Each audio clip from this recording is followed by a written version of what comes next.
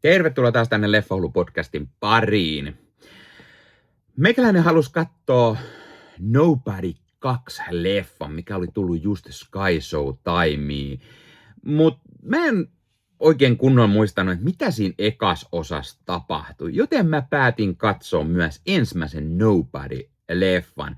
Joten nyt arvostelussa on Bob Odenkirkin tähdittämät action-leffat Nobody 1 ja 2. Tää oli just semmosia hyviä action-leffoja, tai se eka oli hyvä action-leffa, ja siksi mä halusin katsoa tän toisenkin osan. Mut sit taas, kun mä en muistanut ekasta, niin mä pistin sen myös pyörimään ja kattelin sitten molemmat tossa viikonlopun aikana. Nyt kerrotaan vähän mietteitä Nobody-leffoista. Mutta hei, täytyy totta kai mainita ensin, että jos katsot YouTuben puolelta, niin pistä peukkuun, jos tykkäät tästä. Pistä kanavatilaukseen muistutukset kellosta päälle, niin näet, koska tulee uutta sisältöä. Ja se totta kai auttaa myös kanavaa, eli kiitos kaikille, jotka olette kanavan tilaajia. Jos haluat lisää auttaa Leffahullu-kanavaa, niin Leffahullu YouTube-kanavan jäseneksi voi liittyä. Jäsenet muun muassa näkee videoita aina ennakkoon ja saavat nimensä johonkin päin jakson kuvauksiin.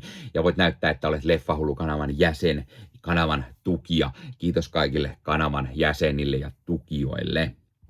Nyt arvosteluun. Eli Nobody 1 ensin.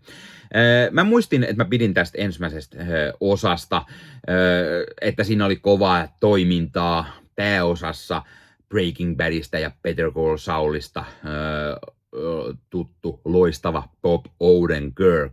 Ja paljon muuta mä en sitten muistanutkaan. Elokuva kertoo Hutch Manselista, joka on tämmönen tavallinen työssäkäyvä perheen isä, jonka elämä ei ole kauhean auvoista, ja hän on rutiineihin ja kaavoihin kangistunut perheen isä. Ja kun perheen kotiin tulee murtovarkaita, ja Hutch ei toimi mitenkään, hän antaa rosmojen viedä jotakin sieltä, mutta sitten kun käy niin, että tyttären koru on kadonnut, niin sitten Hutchilla vähän pimenee ja hän päättää lähteä hoitamaan hommat omin käsiin. Ja kuinka ollakaan paljastuu, että Hutch on vanha valtion eri agenttifirmoissa työskennellyt tämmönen Mr. Nobody, eli se kovista kovin yhden miehen armeija. Ja kun Hutch sitten vahingossa vielä törmää tämmöisen venäläisen mafioson poikaan, pahoinpitelee tämän, niin yhtäkkiä Hutch saakin peränsä sitten koko Venäjän mafian ja alkaa saakelinmoinen turpasauna. Nämä elokuvat on hyvin samantyylisiä kuin John Wick-leffat, paitsi että päähahmo, tämä Hutch on ehkä hieman vanha tähän toimintaan, oltuaan eläkkeellä niistä hommista jo vuosia, toiminut perusperheen isä hommissa, vanhentunut siellä, ja hänellä myös sattuu tällaisia virhearviointeja ja taisteluissa, ja hän ottaa kunnolla selkäänsä. Sen lisäksi, että leffa sisältää paljon enemmän mustaa huumoria, ja tämä on hieman komediallisempi lähestymistapa, niin se toimii varsin hyvin. Ja varsinkin kun Bob Odenkirk tunnetaan juuri komedioista ennen Breaking Badia ja Better Call Saulia. Tämä Hutch vetää myös jossain kohtaa tämmöiset kunnon yksin kotona vaihteen silmään ja alkaa tekemään tämmöisiä tappavia ansoja roistojen kiusaksi, mikä oli mun mielestä hauska lisää tässä. Näyttelijöistä sitten, eli Bob Odenkirk pääroolissa, hän vetää kyllä hyvän roolin Hutch Manselina ja sopii hyvin tällaisen perheen isän, josta sitten paljastuu kunnon action stara.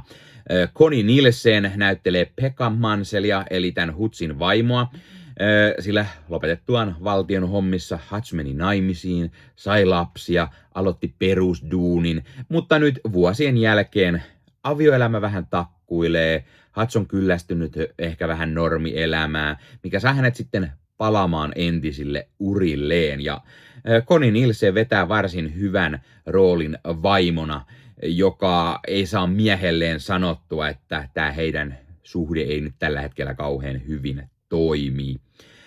Christopher Lloyd nähdään David Manselina, eli Hoodsin isänä, jolla on tämmöinen samanlainen tausta kuin pojallaan, työskennellyt valtiolle, tämmöinen kovaluokan action-kaveri myöskin, ja hän tulee myös Hutsin avuksi sitten, kun homma venäläisten kanssa karkaa käsistä. Christopher Lloyd vetää hienosti tällaisen vanhusten hoivakodissa asustavan papan roolin, joka sitten lähtee tarvittaessa aseet laulaen listimään pahiksia. Aleksei Serebryakov näyttelee leffan pääpahista, tämmöistä pilettämisestä ja karaokesta nauttivaa venäläistä mafiosa Julian Kutsenovia, joka myös pieksee ja lahtaa porukkaa ihan vaan hetken mielijohteesta. Toimii varsin hyvin tässä roolissa. RTA näyttelee Harry Manselia, Hoodsin veljeä, joka myös tulee apuun sitten, kun homma karkaa käsistä. Muissa roolissa nähdään muun muassa Michael Ironsidea, Colin Salmonia, Billy McLellan ja Arya Mengesha. Sekä sitten Kate Munro ja Paisley Gadorat näyttelee Hoodsin ja Pekan lapsia, Bradya ja Samia. Ja lapsilla ei tietenkään ole mitään tietoa, että heidän nössö-isänsä on oikeasti ihan saakelin kovan luokan tämmöinen ex-agentti, joka lahtaa kymmeniä pahiksia ihan tosta noin vaan. Tämän elokuvan on ohjannut Ilya Naishuller, joka on ohjannut muun muassa sen Hardcore Henry tai Hardcore nimellä tunnetun leffan, sekä viime vuonna tulleen Heads of State-elokuvan, joka tuli Prime-videoon, josta itse löytyy myös arvostelukanavalta. Kirjoittajana tässä on Derek Kolstad, joka onkin kirjoittanut ekat 3 John Wick-leffaa, mikä ehkä selittää paljon sen samankaltaisen tyylin. Kolstad on kirjoittanut myös pari jaksoa Marvel Studiosin The Falcon and the Winter Soldier-sarjaa, joka on kyllä omasta mielestä todella hyvä, ja Marvel Podcast Suomen puolella meikäläinen on tehnyt siitä vähän arvostelua. Nobody on mun mielestä varsin hyvä action-leffa, jos on hyvää huumoria, joka vetää välillä niin hitosti yli, että oikein naurattaa. Arvosanaksi mä antaisin täällä 8/10. Ja koodilla Leffahullu 15 saat nyt 15% alennusta Bad Record Storesta. Eli Bad Record Store on tämmöinen verkkokauppa, josta voi käydä ostamassa itselleen fyysistä mediaa. Eli tykkäät sitten elokuvista ja sarjoista tai vaikka CD-levystä, vinyyleistä tai C-kaseteista, niin Bad Record Store on sinulle juuri oiva paikka, josta voit ostaa nämä fyysisenä hyllyyn itsellesi. Sivustolta löytyy esimerkiksi kaikille leffadikkareille mielenkiintoisia julkaisuja. Sieltä löytyy leffoja esimerkiksi, mitä ei enää välttämättä muualta löydä, koska ne painokset on aikaa sitten myyty loppuun. Sieltä löytyy mukavasti pohjoismaalaisia julkaisuja tai Suomi-julkaisuja, eli sellaisia, mitkä moni varmasti haluaa hyllyynsä ja tykkää keräillä. Ja sieltä löytyy oivaan hintaan kaiken näköistä mukavaa leffaa ja löytyy 4K:na, löytyy Blu-rayna, löytyy DVD:nä, ihan mistä sitten formaatista itse tykkäät. Ja kuten sanottua, myös jos dikkaat esimerkiksi musiikista, vinyyleistä, CD-levyistä, C-kaseteista, niin Bad Record Storesta sellaisia löytyy. Ja kun käytät koodia Leffahullu15, saat sen 15% alennusta. Ja kun vielä menet YouTuben puolelta, tuossa kuvauksissa alta näkyvän linkin kautta sinne Bad Record Storeen, niin sitten vielä meikäläinenkin hyötyy siitä jotain. Eli kannattaa ihmeessä käydä tuon linkin kautta, ja sitten kun käytät sellaisen koodin Leffahullu15, niin saat sen 15% alennusta.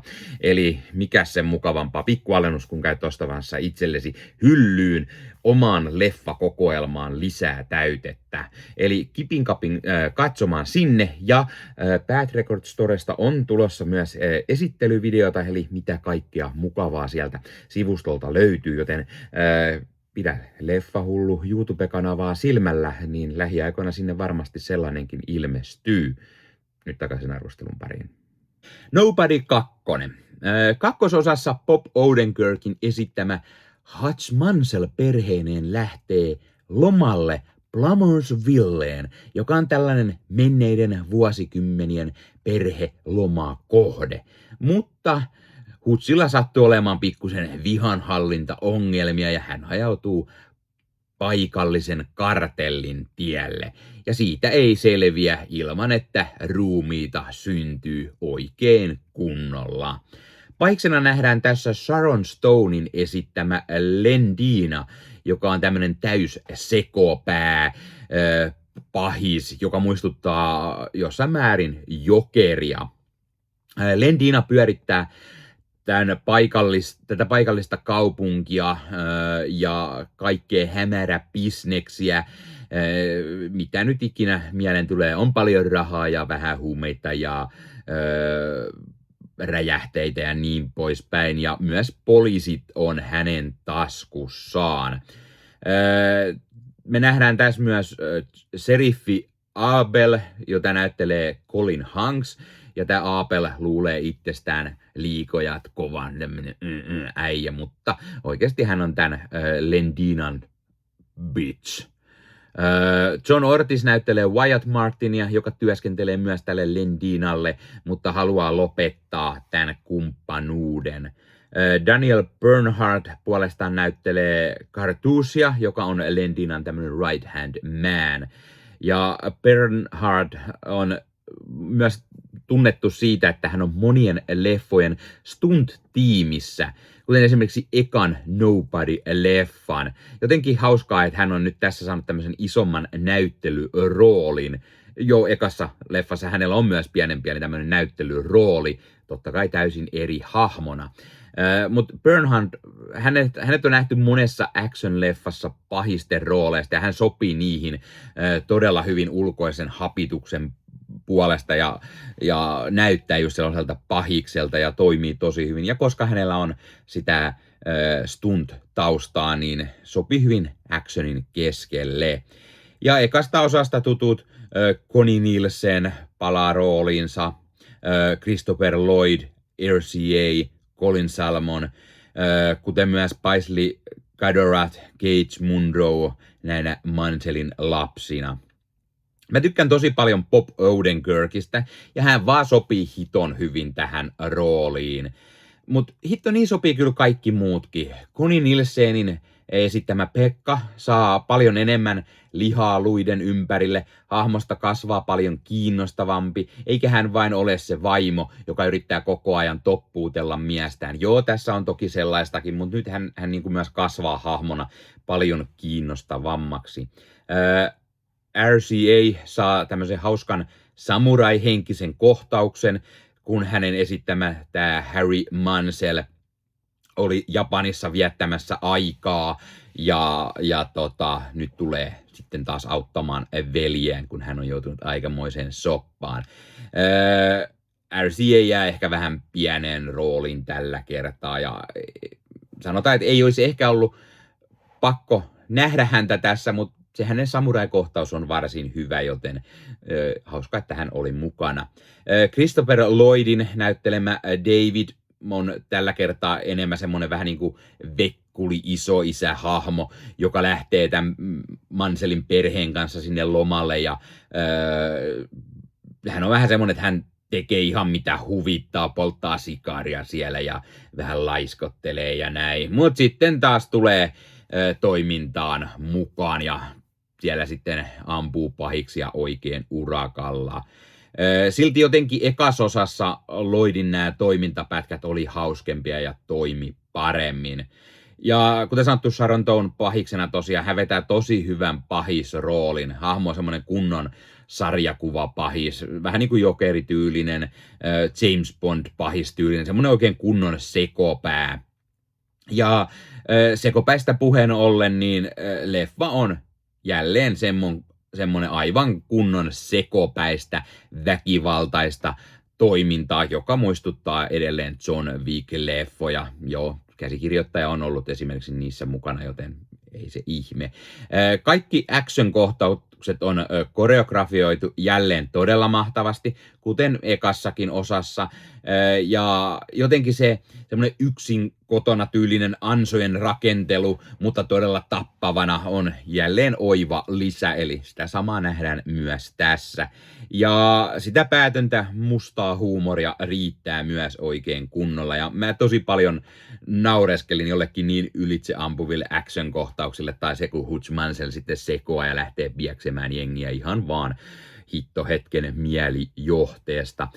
Jotenkin se idea, että tämä Mansellin perhe päättää lähteä lomalle, kun isä on liikaa töissä, ja sitä Hutch päättää viedä perheensä johonkin hiton takapajulaan, jossa on joku rähjäinen perhelomakohde menneiltä vuosilta, niin se on tosi niin kuin naurettava idea, ja jotenkin tämä lomailu muistuttaa tosi paljon vanhoja National Lampoon's Vacation leffoja, josta mä totta kai tietenkin tykkään. Tämän elokuvan on ohjannut Timo Tjahjato, joka ei nimenä sano itselle mitään, mutta on ohjannut ainakin pari VHS-kauhuleffasarjan osaa. Eli ohjaaja vaihtui tähän kakkoseen. Kirjoittajana tässä edelleen Derek Kolstad sekä Aaron Rabin, joka ei tämän lisäksi ole oikein muuta sit kirjoittanutkaan kuin John Krasinskin tämän Prime-videon tulleen Jack Ryan-sarjan sekä sitten sitä seuraava Jack Ryan-leffa, joka tulee ensi kuussa Prime-videoon. Ja Kolstad tosiaan, kuten sanoin, niin on sitten taas ollut kirjoittamassa juuri John Wick-leffoja muun muassa. Ja tämä kakkososa on myös varsin hyvä action-leffa, hyvää huumoria, vetää oikein kunnolla yli niin, että naurattaa ja näyttelijät toimii tosi hyvin. Mä antaisin tälle myös aika lailla saman arvosanan, eli 8/10, kuten ekallekin. Eli toimii varsin hyvin ja hauskaa, että Bob Odenkirkistä on nyt vanhoilla vuosilla on tullut tämmöinen action-stara. Jostain syystä Hollywoodissa tosi monesta vanhasta miesnäyttelijästä tehdään action-tähtiä, niin myös Odenkirkiltä, ja näyttää, että hänellä on seuraavaksi myös tulossa uutta action-leffaa. Laita kommentteja. Onko sä nähnyt nämä leffat? Mitä mieltä sä oot? Tykkäätkö et? Miksi et? Kumpi on sun mielestä parempi? Ensimmäinen Nobody-leffa vai kakkososa? Mitä mieltä sä muuten oot Bob Odenkirkistä näyttelijänä? Tai mitä mieltä sä oot siitä, että vanhoista näyttelijöistä tulee vanhoilla päivillä sitten action-staroja? Tai mitä mieltä sä oot muista näyttelijöistä näissä leffoista?